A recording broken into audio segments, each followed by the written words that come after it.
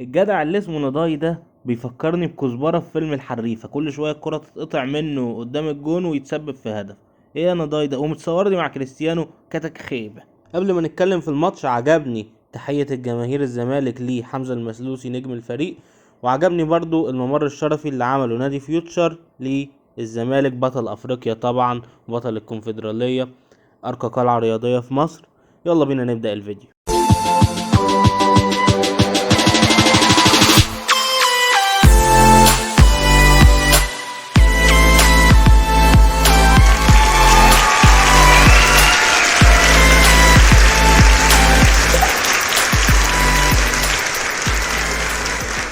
طبعا نضاي صفر، خلاص ده خلصنا منه. محمد عواد ما جاش عليه حاجة غير الهدف اللي دخل فيه، وقعد ساعة نايم على الأرض. صفر محمد عواد.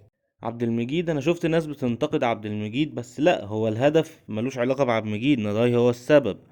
ويعني وما جاش علينا هجمة طول الشوط، في خط الدفاع هيعمل لك ايه؟ عبد المجيد 6/10، مسلوسي 7/10.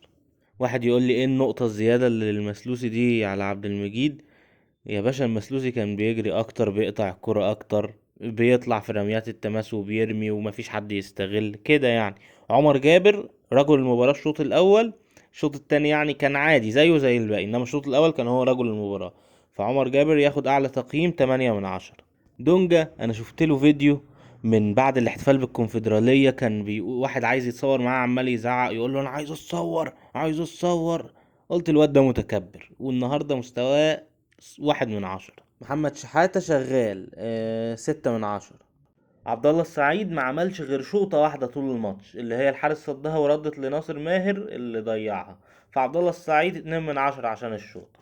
ناصر ماهر صفر، انت مضيع علينا كرة والجون فاضي، يعني انا مش فاهم عايز ايه عشان تسجل. صفر ناصر ماهر، وما عملش حاجة طول الماتش يعني.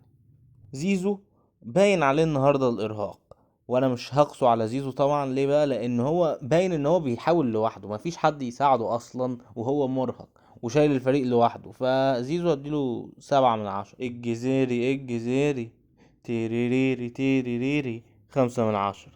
مصطفى شلبي 1. سامسون ناصر منسي يوسف اوباما 0/3، ما شاء الله عليهم يعني. سلام.